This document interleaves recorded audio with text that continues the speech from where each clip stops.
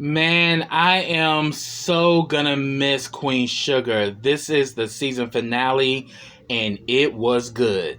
Let's talk about it.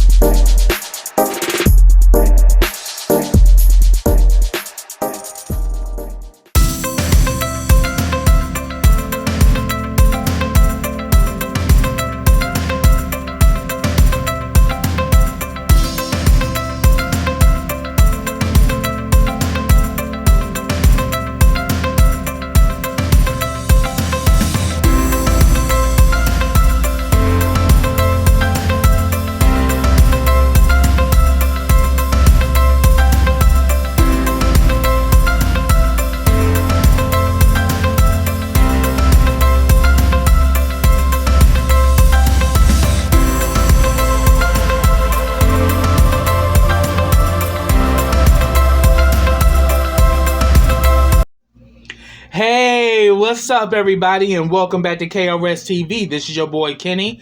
Now, remember, subscribe to my channel, and click that bell so you can get notifications every time I drop a video. Also, follow all the information I have in the description box as well as the comment section.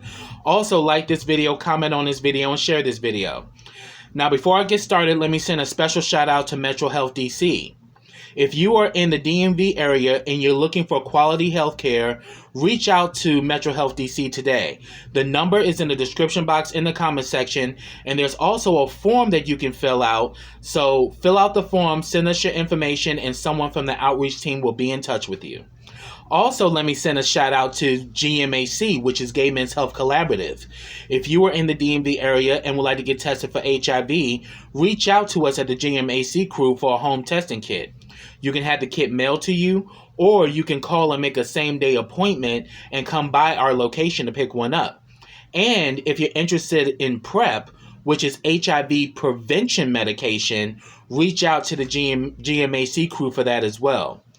Also, if you're a fan of if you're a fan of your boy at KRSTV and you would like to become one of my Black Diamonds, subscribe to my Patreon today. Black Diamonds, because in darkness, we still shine. For $5 a month, you get all of my YouTube content as well as videos specifically for the Black Diamonds. Some of those videos I will share on YouTube to give people an idea of what the Black Diamonds is all about. Also, shout out to my YouTube partner, BK WorldTube, which is the Black Netflix. They have shows like The Haves and the Have-Nots, as well as The Oval. So after you watch this review, click that link in my description box and comment section to check out BK WorldTube. Now, this is Queen Sugar, Season 5, Episode 10. The name of this episode is Onward, and it is the season finale. I am so sad to see Queen Sugar go, but it's already been approved for Season 6, so I can't wait for Queen Sugar to come back. And I think it's supposed to come back in the fall, so I'll be waiting. But let's begin. The episode opens up where Ralph Angel, Darla, and Blue are about to leave for DC. We see that he comes out with Kenya, and he was like, oh, so they was like, you're going to take Kenya with you? He's like, no, I actually want to leave her here to look after you guys. And he said that, and Blue tells Ralph Angel, Pop, I heard you in the bathroom and you felt upset. He's like, but I'm happy for you.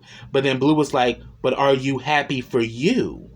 I was like, Blue's a genius, man, because he already know things ain't right with his father. Because Ralph Angel has been dealt with a lot. I mean, he's upset because of that whole situation that went on with Vi, when Vi was being disrespectful and shit. And then also he's dealing with his own issues as a black man, of course. So they get in the car, and while they're driving off, we see that Blue looks back at the farm because that's been his whole life up to this point. And now he's about to embark on a new journey. And we see later on in the episode, they do a FaceTime with Blue, and Blue is excited about his new school and everything, and he's just literally on cloud nine. He's loving his new school, the new kids and everything, and he's blossoming since he's been in DC. So actually sending him to the South, to the Sidwell Friends School, was the best decision that they made. And we see that, Darla's emotional and everything, but she pretty much was like, I'm not sad, I'm actually happy. So it was actually a really good moment, to see when they checked in on Blue. Next, I'm going to talk about Nova and Calvin. Y'all saw what happened on that last episode when she actually found out the truth that Calvin really did inflict police brutality on black people, even to the point that it paralyzed a 19-year-old Andre Nixon. So when Calvin comes into the room, you can cut the tension with a knife. And she is just quiet. And she gives him the file of Andre. She's like, his name is Andre Nixon. He was 19 years old. And he's like, well, I don't remember him. She's like, oh, really? You don't remember him? Well, he definitely remembers you. How you and your cop friends beat him up so badly that he's now paralyzed. And she looks at Calvin. She's like, tell me you had nothing to do with this. Please tell me that you weren't involved. And I'll believe you. And I want to believe you. And then he reveals the real truth, that he was a victim of peer pressure. That he was a cop's son and he wanted to fit in with the good old boys. And pretty much he says, I did what I did because I wanted to fit in with the guys, but it was like 20 years ago. And she was like, yeah, it was 20 years ago for you, but it was yesterday for him. And she just gets up and she goes in her room and slams the damn door. And we see that Calvin, there is some remorse in Calvin because now his chickens are coming home to roost. Shout out to Malcolm X. So then we see that Nova is doing her spiritual meditation, and she's asking to love from a place of truth and healing. Calvin apologizes about the whole situation, and she says that, look, your feelings are not the issue right now. You lied. You beat a 19-year-old kid so badly until his back cracked. You knew it was wrong, and you made a choice. And she says, I really want to yell. I want to scream. I really want to hurt your ass. But I can't. I'm paralyzed too. And she says, I'm ashamed because I want to protect you. And I would understand that because she loves him. That's her soulmate. And to find out that your soulmate hasn't been truthful, that's like a stab in the soul and also a stab in the heart. That's a painful feeling. And we literally saw her go through it. And he says that you should not be ashamed. I should be ashamed. And he says, and he's like, I'm sorry. I want to make this right. I'm yours, baby. I'm yours. Because we all know that Calvin truly loves Nova. Especially after he let his ex-wife have it. I was here for that. And he's like saying that he's sorry, and Nova just sobs. Because it really just hurts her soul that the man that she loved literally was a part of an action that she has been protesting against since we've known her. She's been a community and an advocate for Black Lives Matter. And to know that she's in love with a man who inflicted pain and, even worse, inflicted brutality and evil on one of her own. Like, how you think that makes her feel? Real talk. So then we get a scene with Aunt Vi in Hollywood. She mentions that Ralph Angel's not speaking to her. Um, and pretty much, Hollywood was like, well, Blue's with his grandma. She trifling as hell, but she won't let nothing happen to Blue.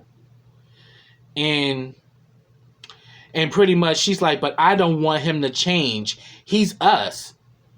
And then like Hollywood's like, he still is. He's got a good soul. You pray for that. You manifest that. But then he lets her know, you need to apologize to Ralph Angel. And she's like, really? And he's like, yeah.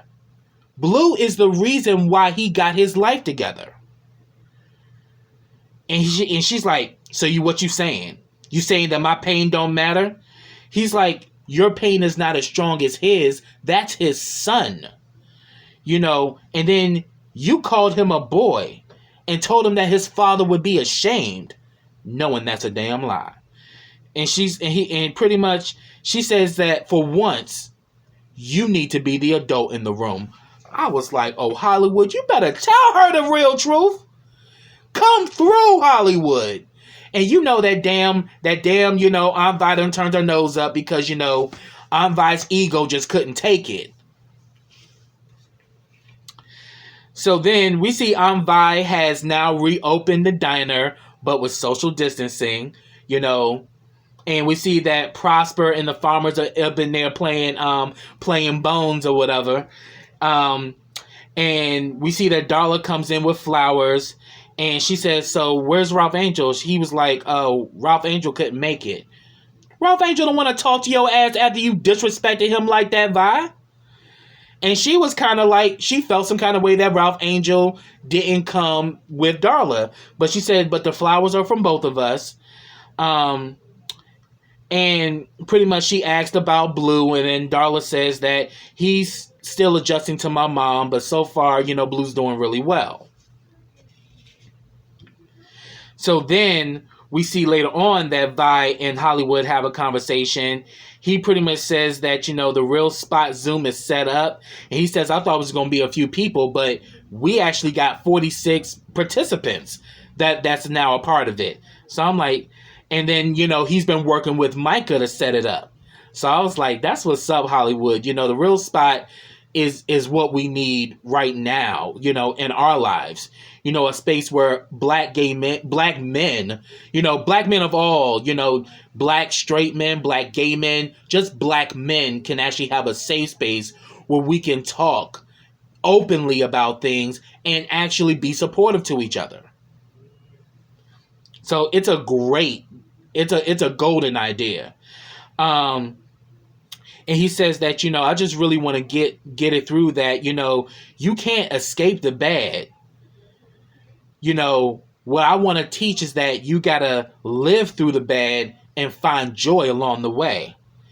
And in this conversation, she decides that she's going to call Ralph Angel, and then then he says that, yeah. And then also what I want to do later is get back to love. So I was like, so they back to their romancing and, their lovemaking phase. And I was like, oh, he about to put it on you, Vi. I just love seeing black love, whether it's gay love or straight love, love is love for me. So any love, I celebrate it, focus on love, y'all. Focus on love. So then we see the last scene we see with Hollywood and Vi, which is the thumbnail for this video. He has this big surprise, and they're gonna go bike riding along the river. The city lights are out, and then the bikes are also have lights on them too. And that was a really beautiful scene, and it was a beautiful landscape. I mean, that cinematography of that scene was everything. So now I'm about to talk about Charlie. So Charlie and, is talking to Onward, when we first see Charlie, pretty much, Onward is just like, Micah needs to be home, with, with all this craziness that's going on, evictions, people losing their jobs, people fighting over wearing masks, it's crazy. And pretty much, it's pretty much now time to vote, for the council again. And pretty much she says that, I want to get the vote out, but I can't, so I think now, Vi knows about the fact that Charlie was ill, with the virus. And pretty much, Vi's like, but you can't. So just own and accept it. You can't be out there right now, but you got Nova hitting the pavement. You got Hollywood and Prosper providing transportation for people in St. Joe's. And then while she's talking about that, we see that Charlie looks over to the place where the door where Davis broke in to come in to her rescue, and she's looking at the patch door, and all of a sudden Charlie decides to ask Vi a question. And I was like, Charlie, you should have thought long and hard before you brought this up. But I get what Charlie was going at. She was like, Vi, I have to ask you a question. If Jimmy Dill were to do something honorary, would you look at him differently? And now that damn Jimmy Dill is a sore spot for Aunt Vi because of all the hell and abuse he inflicted upon her for years. So she immediately goes to Charlie like, why would you ask me some stupid shit like that? I was like, Charlie, you done fucked up now. And at first, she kept trying to press it out of Charlie, and Charlie was hesitant because she knows she done pissed Vi off, with that damn question. And rightfully so. I mean, like, the kind of person Jimmy Dill is. But then she's pretty much saying that she was hesitant, but then Charlie finally tells her, about Davis. She pretty much talks about Davis. She kind of lied about the interaction that, he came over to fix something, but no, he came over to help you heal. And she says that, is there change or forgiveness? I mean, is there can people change? Vi gave her the real. She was like, first of all, let me tell you something, Charlie. Jimmy Dill is an evil and dark soul. He hurts people who love and who are good. Jimmy Dill is evil. And no amount of good will ever erase the hell and shame and pain that he inflicted upon me. Now, Davis, on the other hand, Davis is just damn stupid. And she was like, huh? And she goes on to say, Davis is not a bad person. He just took the love and life you gave him for granted, and he made stupid choices. He's no Jimmy Dill. And maybe this is a new opportunity for the two of you to be civil with each other. Then we see that the next person Charlie talks to is Darla. They talk about Micah and Blue and everything. And Charlie had this very profound discussion with Darla. And she says that, Darla, you're one of the strongest women I know. And she talks about Davis. And she's like, oh, and then Darla was like, oh, I wouldn't touch that. And then Charlie was like, well, damn, ouch. Really? She's like, no. She says, I would never tell you how to deal with your man. It's between the two of you. And at the end of the day, everyone else's opinions don't matter. Maybe he's changed. Maybe it is possible to build something new. And she says, look at me and Ralph Angel. All the stuff we've been through, and look at where we are now. And she tells Charlie, step out on faith. The best advice you can give somebody. So I'm like, yeah, I'm actually really, I'm actually really happy to see how far Darla has come from the first season to now. It's really beautiful to see Darla in this light. So then we see after she talks to Darla, she has a FaceTime with Micah. You know, he's pretty much excited about the movement out in the streets, that it's bringing people together and all of that. And she was like, oh yeah, I'm just now catching up on things. And he was like, catching up on things? What you mean? Because he knows his mom is always in the front of everything. And the fact that she's playing catch up, that was a telltale sign that something was up. And pretty much she confesses to him that she had COVID. And of course he panics. Like what happened? Like, why didn't you tell me this? Did you talk to Aunt Nova, Aunt Vi? Like, and pretty much he was like, look, she pretty much tells him, like, look, Nova, Aunt Vi, and the family didn't know about it. They had things going on for various reasons, so I didn't reach out to them, but I called your father. And he was like, I'm on my way. So I was like, Davis was right about that if Micah knew, Micah would come back immediately. And as soon as he heard that, he's like, I'm on my way. So then we see Davis and Charlie are out with each other. They discuss Micah and pretty much, the fact that he's on his way back and everything. And they was like, so what's going on with Micah? What made him just leave like that? Is Kiki pregnant? And he was like, she was like, I don't think so. I mean, him and Kiki broke up.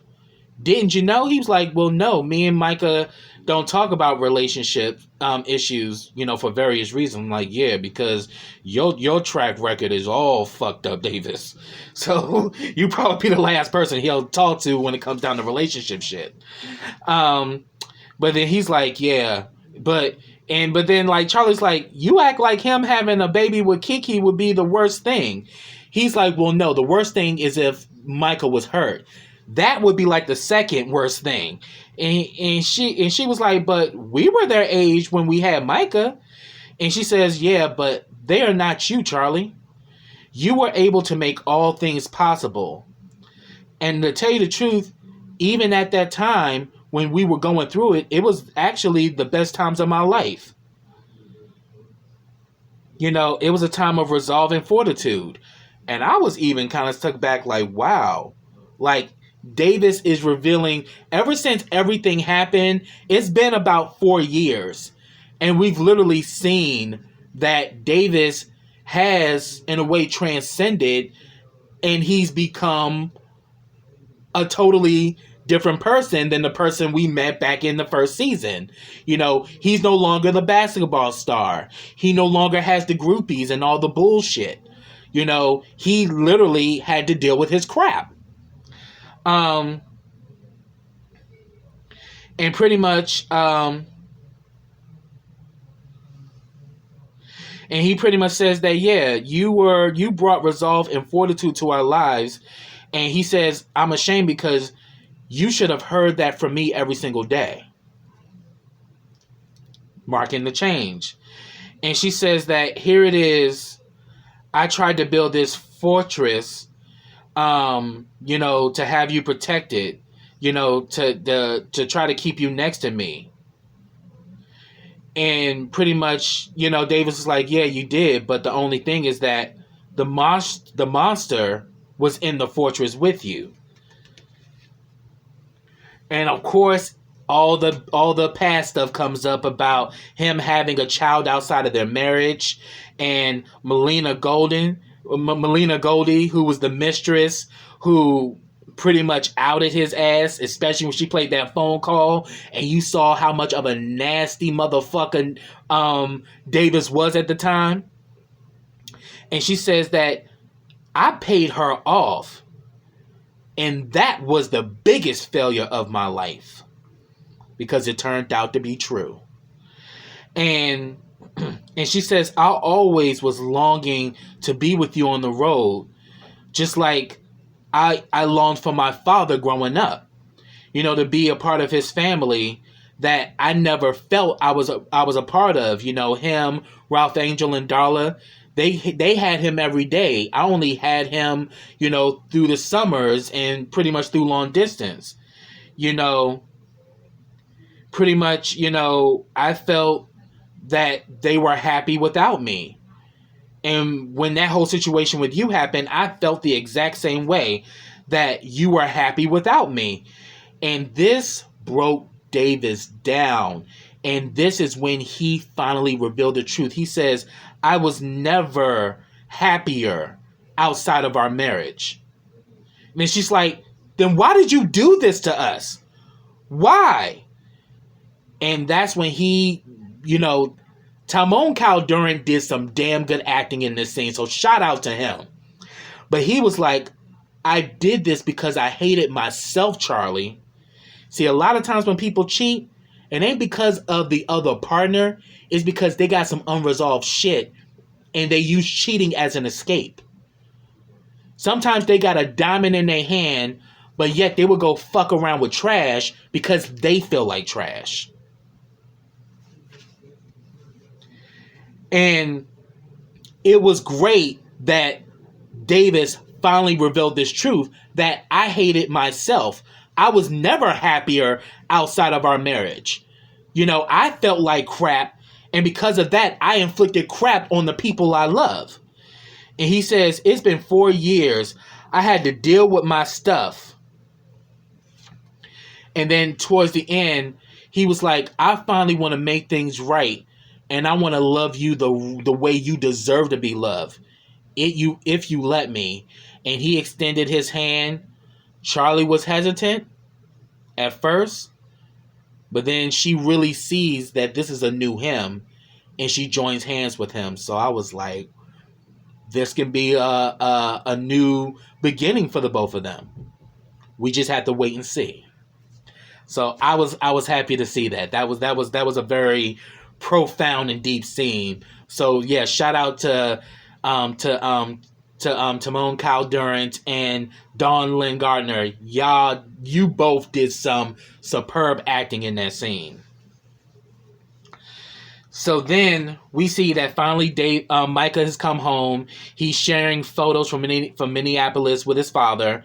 And he pretty much thanks his dad for being there for Charlie. And he says that, yeah, and it's a good thing you weren't here because you didn't want to see her like that. And then Charlie answers like, yeah, but I'm okay now. And he pretty much says that, there are times in life when people you love do things you don't want them to do, but you love them anyway. And then we see that Micah has grown as well, because he looks to his mother and he says, thank you. You have always done that for me. Even when I did things you didn't approve of, you still loved and supported me. So that was a beautiful scene. Now we're kind of seeing that the whole family, Micah, Davis, Charlie, and Micah are now coming together. Then we see that with Nova and Calvin decides to turn himself in, and he's also going to tell the truth of what actually happened. And he says that, and she's like, what are you doing? And he says, I'm doing the right thing. Finally.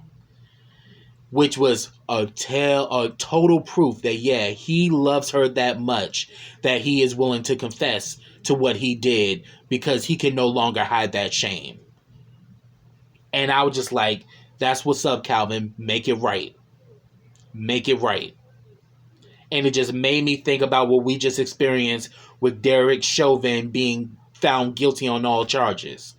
It's about time that we make things right and we stop this evil brutality that the police is inflicting on people of color. So then we have a really, really shocking moment between Ralph Angel and Darla. They're talking about blue, about shooting stars, they're looking at the night sky. And she pretty much says that, yeah, the skies are shining bright like blue. So blue is still in their hearts. And she pretty much says that you are a great father, Ralph Angel. You are exquisite. You know, you're an amazing father. And you're gonna be again. I'm pregnant. I was like, oh shit, yes! I was like, wow. And this time it's gonna be Ralph Angel's first biological child. So I was like, wow, Ralph Angel about to have another child. So Blue is gonna be so excited when he finds out he's about to have a little brother or a sister. It's gonna Blue's gonna really hit the moon.